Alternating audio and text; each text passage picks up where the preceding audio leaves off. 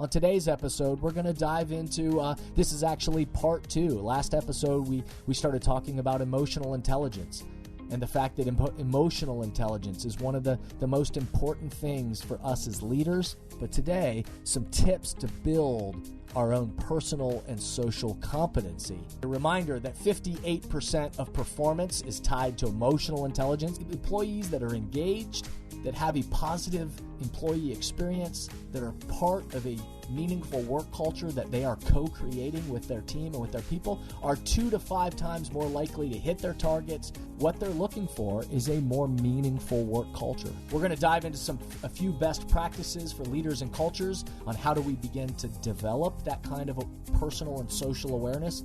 Welcome back to The Thermostat with Jason Barger.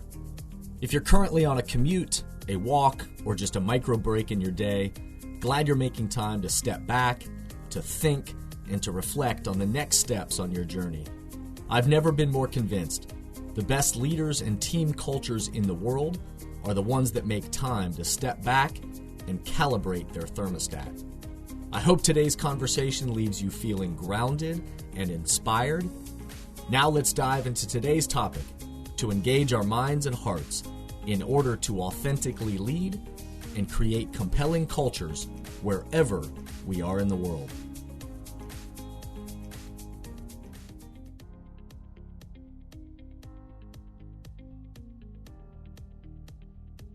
Hey everyone, it's Jason, and welcome back to the Thermostat Podcast. So glad you are back, whether you've been with us from the very beginning of this whole weirdo journey that we've been on with this podcast. Now, close to 90 episodes in the queue, which, again, if you've been a part of this from the very beginning, thank you, welcome back, so glad you're here. If you are a new person to the podcast, which I know this is growing and developing all over the place, so thank you, welcome, glad you're here. Hope you'll go back and check out, previous episodes in past seasons, great thought leaders and nuggets, hopefully thought-provoking contributions of content that add value to where you are in your life.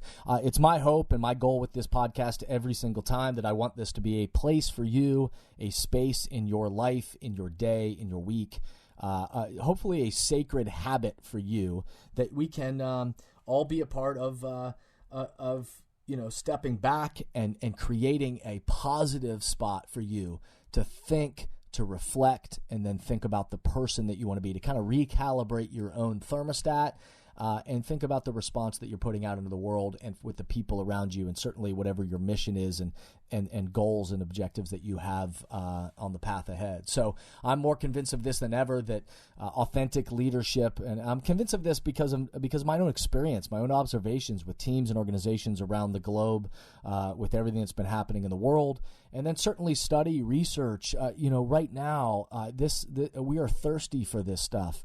And so authentic leaders are more important than ever, and creating compelling cultures has never been more important than it is right now. So I'm excited that you're back. If you'll do me a quick favor, I hate that I have to ask this, but I thank you, everybody that takes the time. Please rate this podcast quickly, just 5 stars if you will. If you'll leave a great review, say whatever is authentic to you about this podcast, that would really be helpful.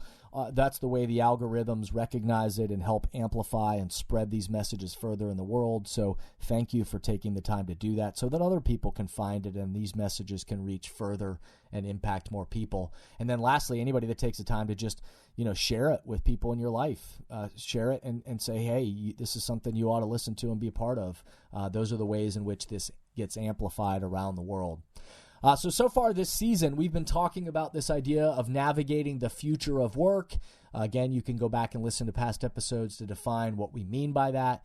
But as companies around the globe have been transitioning, some back to work in the offices, some, still staying remote, some being hybrid, whatever it is, every team and organization is having to figure out and negotiate together what is the work-life balance that they want to create a compelling culture, but also to not lose sight of results and outcomes and goals and targets, and performance matters. So Every team and organization, many that I'm serving currently and supporting in leadership development or culture or clarity around mission, vision, and values. Obviously, results matter, objectives matter, goals matter, targets matter, all of that. The mission of why we exist matters.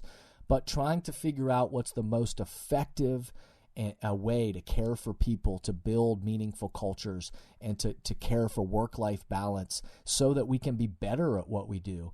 That's what the best places in the world are doing. We've been talking about the idea of the big shift. We've been talking about the great resignation, which again I'll reference in just a second again because it's context for the world that we're living in right now. And this idea of the future of work and the fact that our culture is not our building. Buildings are really important. Aesthetics and physical environments are important to help enhance or they detract from cultures. But our culture is not our building. It's the ecosystem of our thinking, acting, and interacting, as we know. And today, on today's episode, we're going to dive into, this is actually part 2. Last episode, we started talking about emotional intelligence and the fact that emotional intelligence is one of the most important things for us as leaders, and then to create cultures where high levels of emotional intelligence or strengthening the level of emotional intelligence with our people is so important to navigate our way through the world and through everything that we've been experiencing. And so on the last podcast, we defined what is emotional intelligence. Let's make sure that we're talking the same language and defining it in the right way. And why is it important? And then today is part 2 of this series on emotional intelligence. Not just what is it and why is it important, but today some tips to build our own personal and social competency for our own leadership and the culture with others, and using our emotional intelligence to lead us. So a reminder that 58% of performance is tied to emotional intelligence. I shared some more stats on last episode. Our own awareness, our ability to listen, our ability to gauge our own response, and what is our behaviors we put out into the world. That studies show that 58% of everything we do, every task, every interaction we have with people is directly tied to emotional intelligence. Either our ability to be self-aware and socially aware and then regulate our behavior and our response, and either 58% of the performance is tied to this. So either we do it well and it positively impacts our performance, or we don't do it well and it detracts from the other elements of our self, our IQ, which stays about the same, our intelligence, or our, personality type, that basically stay the same. But then our EQ, our emotional intelligence, that defines whether that interaction, that skill, that behavior that we put out in the world, whether it was effective or not. So let's also make sure, again, we spent longer time on last episode defining EQ, but just quickly for anybody jumping into this episode, let's make sure we're talking about the same thing. EQ, or emotional intelligence, is your ability to recognize and understand the emotions in yourself and others. Recognize and understand the emotions in yourself and others, and your ability to use this awareness to manage your behavior and your relationships. Again, I invite you to go back to the previous episode if you want a deeper dive into that. But it all has to do with our own personal competency, our own personal individual ability that starts in our own thermostat, starts with us individually. What I see, my own self-awareness of how I'm feeling and what I see and my own experience internally, and then what I do. So what is the response, the behavior? How do I manage my own self based on what I see and my own self-awareness? And so that's my own personal, individual competency. And then emotional intelligence, it's about our social competency. So what I see, again, starting with myself, my own feelings, all that, but then socially, what do I see in other people? What do I see others might be feeling? My own awareness of the environment around me and what's happening. And then what I do. So based on that socially, externally with the people around me, what is it I do? How do I manage and how do I develop the relationships around me? Again, whether that's somebody you really know or somebody you're just bumping into on the street, and you read the situation and their response, and then what is your response in order to make that a positive interaction? And so why is this significant, this talk about emotional intelligence, which again, we spent longer time on last episode, but just to remind you of this, is that the first thing is that human beings, this is why this is important. The first thing is hopefully our first goal is to have an impact on people. And so this emotional intelligence is significant because we're all human beings and we want to have the best impact for ourselves personally. We want to be the best us in the world, but also we want to have a greater impact on other people. And so that's the first thing of why this is significant. The second part of this is it's just smart and it's needed. And oh, by the way, there's a return on the investment for all of this. Again, this isn't why we do it, but as I defined last time in last episode, this isn't why we do it, but there is. If you're somebody that needs to say, well, why would we do this? What's the return on this investment of developing our thinking around emotional intelligence and developing leaders and culture? Well, the reason why is because employees that are engaged, that have a positive employee experience, that are part of a meaningful work culture that they are co-creating with their team and with their people are 2 to 5 times more likely to hit their targets, to delight customers, to engage and retain employees, to hire new people, to attract people, and to become a best place to work, to win awards and be part of. And we also know that people want to be a part of cultures. Again, 9 out of every 10 people say they'll take a pay cut to work for a more meaningful culture. This is what people want. And as people are quitting jobs, the great resignation, as we talked about in previous episodes, at record highs, and more people are leaving their place of work or their current role, and they're looking for other places, where they're looking, the war for talent is on, and there's this big shift of talent from organization to organization is happening now and is going to happen more over the next few years, that what they're looking for is a more meaningful work culture. Can I be a part of something that values me and helps me be a part of something greater than me, and that I am co-creating? I'm a part of something that we're building together, a culture of not just what we do, but how we do it. And so emotional intelligence, leadership, our mindset and thinking around it, and the culture that we create together becomes that competitive advantage. It all matters. So we're going to dive into a few best practices for leaders and cultures on how do we begin to develop that kind of a personal and social awareness around emotional intelligence in just a second. But until then, let's take a quick break, step back, and pause just for a second before we dive into tips.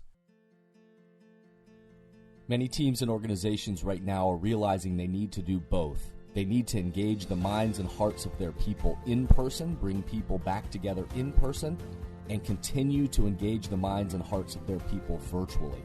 So whether you're planning that next event, that power in congregation, the power and the energy that comes from bringing all your people into the same room, into the same space for that important meeting or conference, and you need a powerful keynote speech or facilitated team discussion or facilitated conversation that is the currency for change about leadership, about the culture that you're trying to create together, or the mindset that is needed to navigate all that is in front of you, whether you're planning that in person or you need to do that virtually.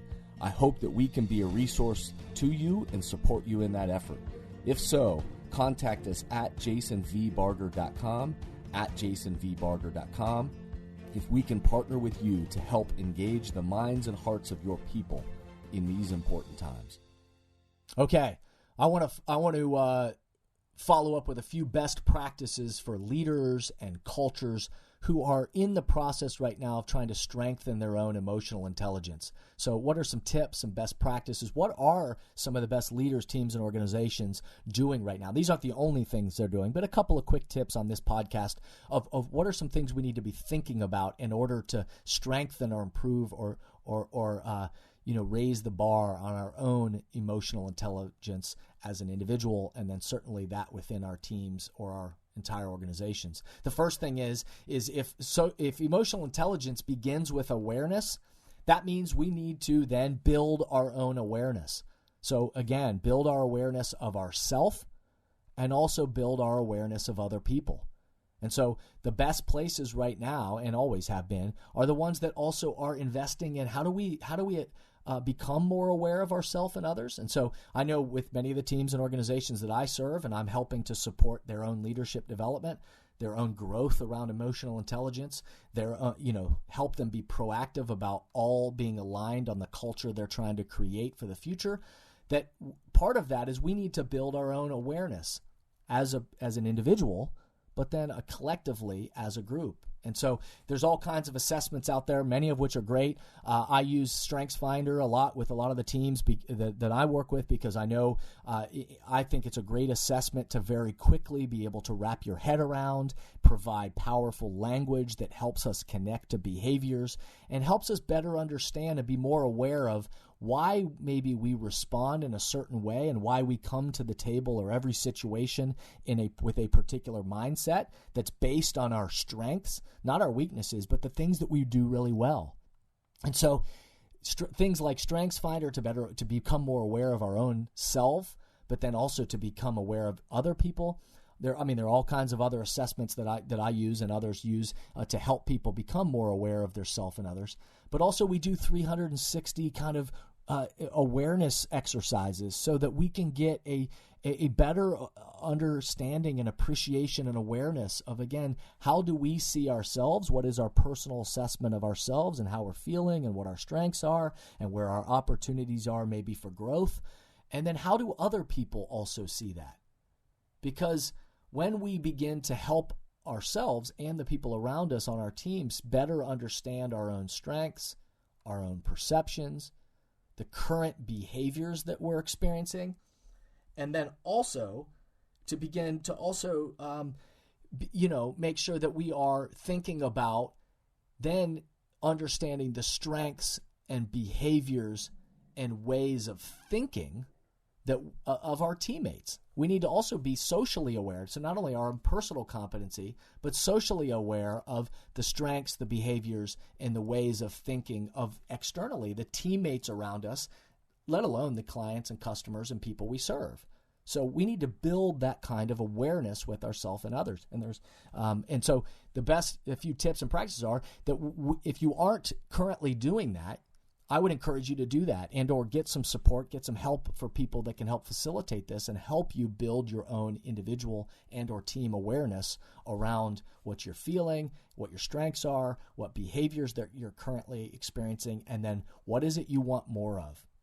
The second tip or practice is that the best places right now are entering into a lot of dialogue. So I would encourage you to go back to one of my previous podcasts where I talk about the difference between, in team meetings, the difference between discussion and dialogue, which is a really fascinating distinction, a really great episode. Really encourage you to go back and listen to that. But the difference between discussion and dialogue, and the best places are having dialogue. What does it look like based on my own awareness of myself and the awareness that we have of the gifts of the other people around us? Again, internally and externally. What does it look like to be successful when you collaborate with me? Many teams haven't had that, or relationships haven't had that discussion or that dialogue about, hey, with our teammates or with the relationships that are significant to us, hey, when, we maybe have never thought about it. And in many cases, even if we've thought about it, we haven't articulated or we haven't had dialogue around, hey, here are some tips or practices when you're collaborating with me that will help set us up for success. Here's kind of the way I like to collaborate and what seems to make the most sense to me for the process for how we collaborate together. And then to look across and understand what were the tips or best practices for our teammate or the relationship we're trying to build. What do we know about them and what ways or approaches would help us best collaborate with them. So, it helps us understand others and know what makes sense or works well for them, and also lets us communicate what works well for us. So we have to listen and then develop that relationship of, hey, every time we collaborate together based on your strengths, the way that you typically show up at the table, the way that I know about what I like, some people that love to work on the fly and have a lot of information and make quick decisions. Other people really need more time to look at the research and think about it for a while before they're ready to make a response. So as we become more aware of ourselves and others, and then enter into dialogue that helps us figuring out strategies for how we might collaborate together, we become more effective in all of our interactions. And then the third tip or best practice that I would share with you for practicing this kind of emotional intelligence and strengthening it, again, these aren't the only things, but just a few reminders for today, is to celebrate wins. We have to celebrate wins. We live in a culture, and certainly there is negativity surrounding us. And so we know that there's a lot in the world to get take us off on a negative narrative. We need to make sure that we celebrate wins. These are examples of how you and others have used your strengths, used your emotional intelligence, used your behaviors that have added value and contributed to the culture and the performance that we want more of. We have to stop and celebrate. We have to catch ourselves doing it well, and so we have to celebrate wins. And then also, so we have to make sure we celebrate wins and recognize and appreciate, but then we also have to identify opportunities. Where did we fall short? Or where are opportunities for us individually? And again, be aware of this. And as a team or as an entire organization, where are opportunities to improve our awareness, to strengthen, improve our behavior, strengthen our performance? Where are the ways in which maybe we fell short of that temperature that we're trying to set? And what would we do differently next time? And every time we build this kind of awareness, we commit to dialogue, we celebrate wins, and then identify the opportunities. Then we have to realize also that in culture shaping and leadership development, which I say to groups all the time, is not a drive-through experience. It's not a drive-through experience. We don't develop in one quick, drive-through experience. It's over time, us committed to ongoing dialogue and development to help us build our own awareness, to get clear on and align our actions with our mindset, and then to be clear and intentional about the culture that we're trying to set together. So we know that studies say that our IQ is fairly set, our personality type is fairly set, but our emotional intelligence, our EQ, can be strengthened, improved, practiced. And certainly the culture that we are creating together, our awareness of ourselves and the awareness of the people around us, and the leadership then development process that we go through to help us create and improve the culture is never over. It's not a drive-through experience. It's a process that happens over and over again. And again, in previous podcasts, you can look back at, I talk about the 6 A's of leading change and the process that we go through to build culture and lead change. And so anybody that's studied change theory then this will resonate with them, and they'll say, oh yeah, that there's a process. This is just how we change. How do we go from where we are today to where we want to be tomorrow? And so calibrating our own personal thermostat, which again begins with us individually, is about our own awareness. It's about our response, our behaviors, and making sure they're in alignment with what the temperature is we want to set. And then calibrating our social awareness, our awareness of other people, and developing the relationships with the others on our team, our clients, our customers, or anyone else in the world. That recalibrating of our own individual and our social awareness, we are the thermostats. Our own internal temperature sets a temperature externally for others based on our response and our behaviors. So as always, I'll leave you with a few questions to ponder for today or for this week. What do you naturally do well? To be aware of, what do you naturally do well? And when do you feel like your behaviors and your responses are in alignment with your values? What do you naturally do well? And what are some times that come to your mind when you feel like your behaviors and your responses are in alignment with your values? What do your teammates do naturally well? So again, if that first question was, for you individually, then this one's for the people around you, your own social competency. What do your teammates do naturally well? So what do they do naturally well? And when are they at their best?